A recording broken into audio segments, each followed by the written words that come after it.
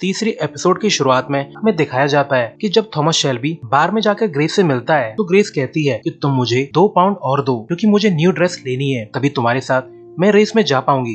फिर यहाँ पर बार में आईआरए के 2 मेंबर आकर थॉमस शेल्बी से मिलते हैं और कहते हैं कि हमने बीएसए फैक्ट्री के पास से हुई रॉबरी के बारे में सुना है और ये भी अफवाह है कि वो माल पीकी ब्लाइंडर्स के पास है और अगर तुम हमें वो दे दो तो इसकी बदले हम तुम्हें अच्छे खासे पैसे दे देंगे। और इनकी बातों को दीवार पर कान लगाकर दूसरी तरफ से ग्रेस भी सुन रही होती है। थॉमस शेल्बी कहता है कि हमारे पास ऐसा कुछ नहीं है और तुम्हारे पास पैसे कहाँ से आए? तो वो लोग कहते हैं कि पब से कलेक्शन करके। थॉमस शेल्बी उन्हें जाने को बोलता है ये कहकर कि अगर उन स्टोलन गन्स के बारे में मुझे कुछ पता चला तो मैं तुम्हें जरूर बताऊंगा।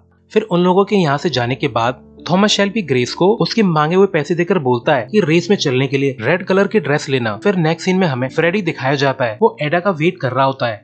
एडा भी रेडी होकर यहाँ पे आ जाती है और ये दोनों शादी करने वाले हैं। इंस्पेक्टर कैम्बल सार्जेंट मोजेस को बुला के कहता है कि ये पता चला है कि आईआरए के 2 लोग चोरी हुए उन गन्स को ढूंढ रहे हैं, उनके बारे में तुम पता लगाओ। और यहाँ इनकी बातों से पता चलता है कि सार्जेंट मोजेस कैम्बल के काम करने के तरीकों को लेकर काफी नाखुश है। ग्रेस जब उन दोनों आईआरए वालों में से एक आदमी का पीछा करती है तो वो आदमी ग्रेस को पकड़ लेता है और गन पॉइंट करके कहता है कि मैंने तुम्हें गैरिसन पब में देखा था, तो तुम सच सच बताओ तुम मेरा पीछा क्यों कर रही हो? पर तभी ग्रेस अपने पर्स में मौजूद हिडन गन से उसे शूट कर देती है और उसका काम तमाम कर देती है। फिर हम देखते हैं कि जब थॉमस शेल्बी आंट पॉली से मिलता है तो आंट पॉली से बताती हैं कि आज फ्रेडी और एडा ने शादी कर ली है और तुम्हारे ऑर्डर को ओवररूल करते हुए उन्होंने फैसला लिया है कि वो लोग इसी शहर में रहेंगे। थॉमस शेल्बी काफी टेंशन में और गुस्से में आ जाता है। वो कहता है कि मैंने कैम्बल से डील में वादा किया था कि फ्रेडी यहाँ वापस नहीं आएगा। तो आंट पॉली कहती है कि टॉमी हम हर फैसले को फैमिली मीटिंग में लेते हैं और वो भी सबकी रजामंदी से,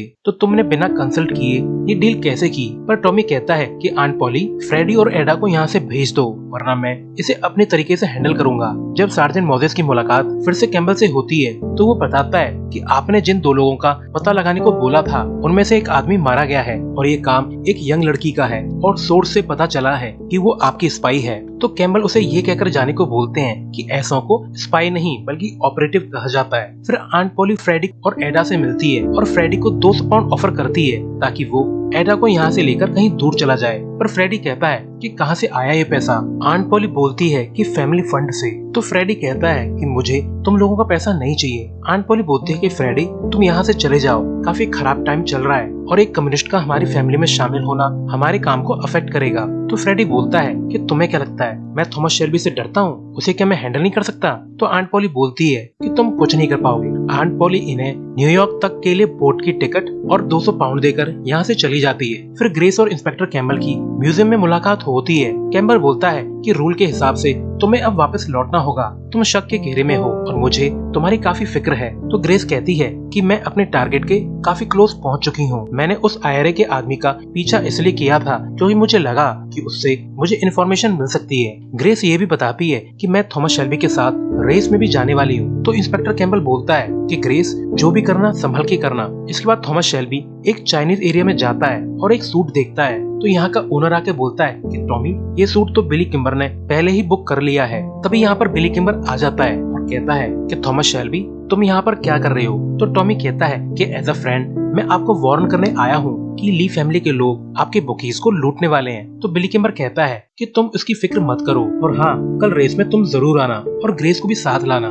बिली किम्बर की ग्रेस पर नीयत खराब हो रही है। टॉमी फिर जाकर आर्थर से मिलता है। आर्थर बहुत उदास है। वो कहता है कि लोग सवाल पूछ रहे हैं जिनके जवाब मेरे पास नहीं है, जैसे कि क्या एडा की शादी हो गई है, कहाँ है वो, और बीएसए फैक्ट्री के पास से गन्स की चोरी में पीकी ब्लाइंडर्स का हाथ है। और टॉमी मुझे अपनी फैमिली की काफी फिक्र है। आर्थर कंटिन्यू करता है कि टॉमी आखिर किन गन्स के बारे में बात हो रही है? तो टॉमी कहता है कि आर्थर तुम जब पकड़े गए थे उसके बाद मैं तुम्हें बस इसके बारे में बताने ही वाला था। टॉमी बोलता है कि वो मशीन गन्स हमारे ही पास हैं और अब हम यहाँ पे राज करेंगे। आर्थर काफी गुस्सा करता है तो टॉमी आर्थर को अपने साथ ले जाता है ये कहकर कि आर्थर तुम्हारे लिए एक सरप्राइज है। वो आर्थर को अपने बार में ले आता है और कहता है कि जब हम फ्रांस में वॉर में थे तो तुम्हारा ड्रीम था ना कि वापस इंग्लैंड आकर खुद का एक पब हो, तो ये देखो ये पब मैंने तुम्हारे लिए ही लिया है। और अब से ये तुम्हारा हुआ। आर्थर ये जानकर बहुत खुश होता है। टॉमी जब बाहर आता है तो सार्जेंट मॉस उससे कहता है कि आज बीएसए फैक्ट्री में फिर से स्ट्राइक हुई है और फ्रेडी को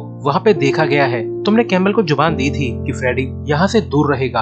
तो टॉमी कहता है कि तुम चिंता मत करो, मैं इसे डील कर लूंगा। सार्जेंट मोसेस कहता है कि अगर फ्रेडी को तुमने हमें नहीं सौंपा तो तुम्हारी बहन पर हम चार्जेस लगाकर उसे जेल में डाल देंगे। इसके बाद एक जगह पर जब थॉमस शेल्बी बैठा होता है तो फ्रेडी उस पर गन पॉइंट करके आंट पॉली से मिले पैसे और टिकट लौटा देता है और गन्स के बारे में पूछता है। पर तभी थॉमस शेल्बी उसे हिट करके उल्टा उसी पे गन तान कर बोलता है कि फ्रेडी तुमने एडा को फंसाया है क्योंकि वो एक शेल्बी थी और मैं तुम्हें अपनी बहन की लाइफ बर्बाद नहीं करने दूंगा। तो फ्रेडी कहता है कि मैं एडा को तब से चाहता हूँ जब वो 9 साल की थी और मैं 12 साल का था और वो भी मुझे उतना ही चाहती है जितना कि मैं उसे चाहता हूँ। टॉमी ये कहकर यहाँ से चला जाता है कि ये शादी ज्यादा दिन नहीं चलने वाली। टॉमी फिर आंट पॉली से मिलता है और बताता है कि फ्रेडी को तुम्हारे पैसे नहीं चाहिए, उसने वो पैसे लौटा दिए हैं और अगर हमने फ्रेडी को अरेस्ट नहीं करवाया तो पुलिस एडा को अरेस्ट कर लेगी।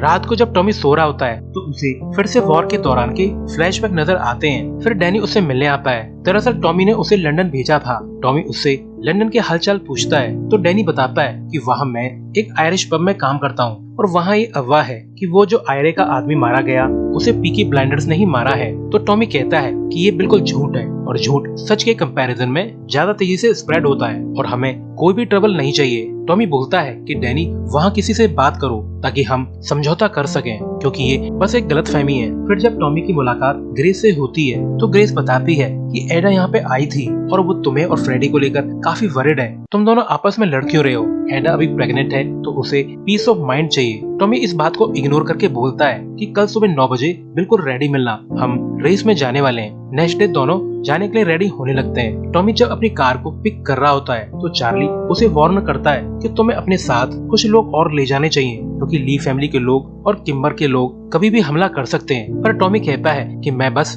एक लड़की के साथ जा रहा हूँ। टॉमी और ग्रेस फिर यहाँ से निकल जाते हैं। फिर हम आर्थर को देखते हैं, वो अपने लोगों को ब्रीफिंग कर रहा होता है कि हम रेस ट्रैक में जाने वाले हैं और वहाँ ली फैमिली के लोग बुकीज को लूटेंगे तो हमें उन्हें रोकना है। आर्थर इन्हें हथियार प्रोवाइड करके एक ट्रक में लोड करके ले जाता है। वहीं ग्रेस और टॉमी रेस की बैटिंग प्लेस तक पहुँच जाते हैं और एक जगह पर डांस गाना चल रहा होता है। किम्बर रॉबर्ट के साथ यहाँ मौजूद था और ग्रेस यहाँ पर काफी खूबसूरत लग रही थी। थॉमस उसके साथ डांस करने लगता है और किम्बर ग्रेस को गलत नजरों से देख रहा होता है। वहीं दूसरी तरफ किम्बर के एक बुकी को ली फैमिली का एक आदमी लूट लेता है तो जॉन और आर्थर शेल्बी यहाँ आकर उसे कूट डालते हैं। आर्थर उसे धमकाता है कि तुम लोग अब किम्बर के लोगों पर हाथ नहीं डालोगे by the order of Peaky blinders और पीकी ब्लाइंडर्स अब बिली किम्बर के बुकीज को प्रोटेक्शन प्रोवाइड करेगा। आर्थर सब बुकी से लूटे हुए पैसों को थॉमस शेल्बी के पास ले आता है और उसे हैंडओवर कर देता है और फिर थॉमस शेल्बी इन पैसों को बिली किम्बर को सौंपता है और कहता है कि तुम्हारी खुद की प्रोटेक्शन बिल्कुल फेल हो रही है और ली फैमिली के लोग तुम्हारी बुकीज को लूट रहे हैं। तुम चाहो तो हम पीकी ब्लाइंडर्स तुम्हें प्रोटेक्शन दे सकते हैं और बदले में हमें कलेक्शन का 5% चाहिए और बैटिंग के लिए 3 पिचेस भी। बिली किम्बर कहता है कि ठीक है पर तुम रॉबर्ट से डील फाइनल कर लो और मैं ग्रेस के साथ डांस करना चाहता हूँ। डांस करते करते बिली किम्बर की नीयत खराब हो जाती है तो वो टॉमी से कहता है कि मुझे ग्रेस 2 घंटे के लिए चाहिए और तुम चाहो तो एक्सचेंज में मेरी बंदी ले जाओ। तो थॉमस इसके लिए मान जाता है पर बिली किम्बर ग्रेस को ले जाकर जबरदस्ती करने लगता है। तो एंड टाइम पर थॉमस यहाँ पर आ जाता है और एक्सक्यूज देता है बिली किम्बर